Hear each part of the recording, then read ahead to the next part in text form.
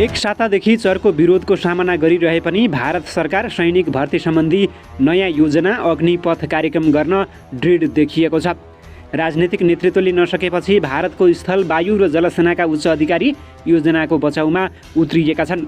भारत सरकारले गत साता सार्वजनिक गरेको कार्यक्रम भारतीयलाई मात्रै नभएर गोर्खा सैनिकमा भर्ती हुने नेपाली युवाहरूलाई पनि लागू हुनेछ।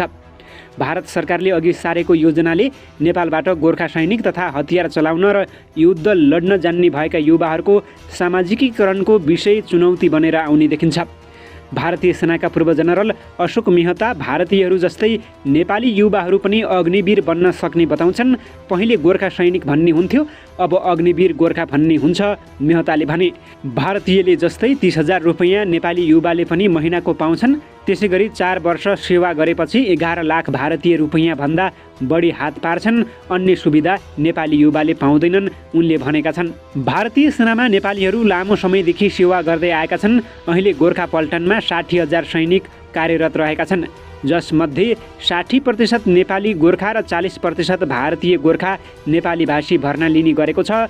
तर पछिल्लो समयमा भारत सरकार र गोर्खाली पल्टनमा नेपालीमाथिको निर्भरता हटाउनका लागि कुमाउनी र गढवालीलाई भर्ना गर्ने नीति लिएको छ। 2 वर्ष अघि भारत सरकारले पाइलट प्रोजेक्टका रूपमा त्यसलाई अघि बढाएको छ। 2 शताब्दीभन्दा अघि उपनिवेशकालीन समयदेखि सुरु भएको गोर्खा भर्ती बन्द गर्नुपर्ने धारणा भारतमा आउने गरेको छ। गोर्खा भर्ती नेपालले लिँदै आएको असंलग्न नीतिको विपरीत हुने धारणा रहेको छ।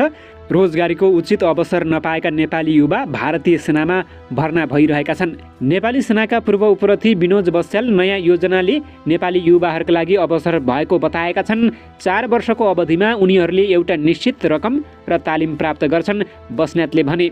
4 वर्षमा 11 लाखभन्दा बढी रकम प्राप्त गर्छन्। त्यसैबाट सानो व्यवसाय सञ्चालन गर्न पनि सक्छन् र तालिमको कारण थप रोजगारीको अवसर प्राप्त गर्न सक्छन्।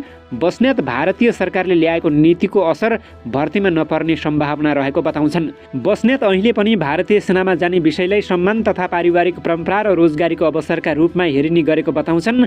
भारतीय पूर्व सैनिकको महासङ्घका अध्यक्ष तथा पूर्व कर्नेल धनबहादुर थापाले नेपालबाट भर्ना हुनेहरूको चासो कम हुने सम्भावना रहेको बताउँछन्। यसले नेपालीहरूलाई असर गर्छ। बहिर्गमनमा परेका 75%लाई रोजगारी दिने जिम्मेवारी भारत सरकारको हो। उनीहरूले भारतीयलाई प्राथमिकता दिन्छन्, थापाले भने। गोर्खालीहरूको भर्नामा यसले असर गर्छ नै।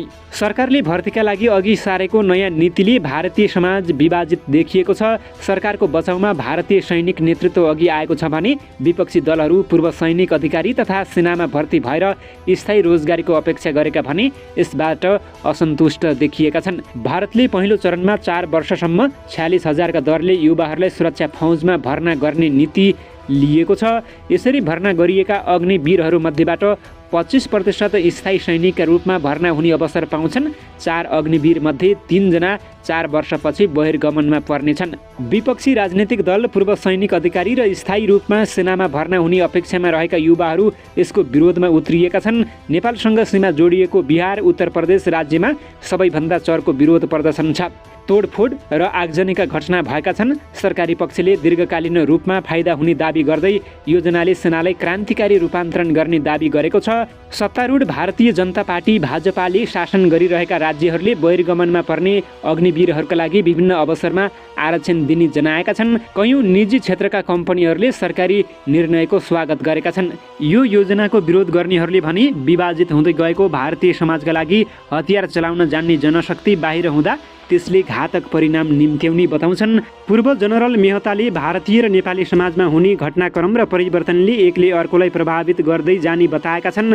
भारतको सैन्य विज्ञ तथा दिल्ली स्थित think tank centre for policy रिसर्चका सिनियर फलो सुशान्त सिंहले अल जजिरामा एउटा लेख लेख्दै अग्निवीर आर्थिक तथा सैनिक रूपमा मात्रै प्रभाव नपार्ने उल्लेख गरेका छन्। प्रत्येक वर्ष सङ्गठित युवाले भारतीय समाजमा प्रभाव पार्नेछ। प्रत्येक वर्ष तालिम प्राप्त हजारौं युवाहरू जो सङ्गठित रूपमा हिंसात्मक घटना गराउन सक्ने शक्ति समाजमा आउँछन्, सिंहले लेखेका छन्। आर्थिक रूपमा कमजोर युवाले आशा गुमाउने र जागिर पनि नपाउने अवस्थामा सबै शान्तिपूर्ण रूपमा बस्छन् भन्ने निश्चितता नरहने उनको तर्क रहेको छ। सिंहका अनुसार पछिल्लो समय भारतमा बहुसङ्ख्यकले मुसलमानलाई मुख्य रूपमा लक्षित गर्दै आक्रमण बढाएका छन्। राज्यका संस्था आफ्नो संवैधानिक भूमिका निर्वाह गर्न असफल रहेको र राज्य हिन्दुत्ववादी समूहको हिंसा अघि घुँडा टेकेको अवस्थामा रहेको उनको भनाइरहेको छ। हिंसाबाट आफ्नो वैचारिक लक्ष्य पूरा गर्न खोज्नेहरूका लागि छोटो समयमा सेनाबाट बाहिरिएकाहरूलाई भर्ना गर्ने राम्रो क्षेत्र हुन सक्छ, सिंहले लेखेका छन्। यसले ल्याउन सक्ने परिणाम झनै विध्वंसात्मक हुनेछ। उनले भारत पाकिस्तान विभाजनका समयमा हिन्दू मुस्लिम बीच भएका हिंसात्मक घटना दोस्रो विश्वयुद्ध लडेर फर्किएका पूर्व सैनिकहरू रहेको ठाउँमा भन्दा बढी भएको लेखेका छन्। यस्तै हतियार चलाउन र युद्ध लड्न सक्नेहरू बढी भएकै रुवान्डा र युगोस्लाभियाका क्षेत्रमा जातीय द्वन्द्वका कारण नरसंहारका घटना भएका उनी उदाहरण दिन्छन्। भारतीय सेनाका पूर्व सैनिक अधिकृतहरूले समेत यसले आधारभूत संरचनामा दीर्घकालीन रूपमा प्रभावित पार्ने र व्यावसायिक क्षमतालाई कमजोर बनाउने बताएका छन्। चरको विरोध भएपछि भारत सरकारले भर्ना हुन सक्ने उमेरलाई 2 वर्ष बढाएर 23 पुर्याएको छ। यसअघि 17.5 वर्षदेखि 21 वर्ष उमेरका युवा युवती भर्ना हुने व्यवस्था गरिएको थियो। उच्च बेरोजगारीको समस्या झेलिरहेका भारतीय युवालाई रोजगारीको केही अवसर प्राप्त हुनेछ। सुरक्षा फौजभित्र बढ्दो पेन्सनको दबावलाई पनि यसले कम गर्ने भारतीय अधिकारीहरूले बताएका छन्। उनीहरूले सेनाभित्र क्रान्तिकारी परिवर्तन र समाजमा पनि सैनिक अनुशासनमा बसेका व्यक्तिहरू हुँदा सकारात्मक प्रभाव पार्ने दाबी गरेका छन्।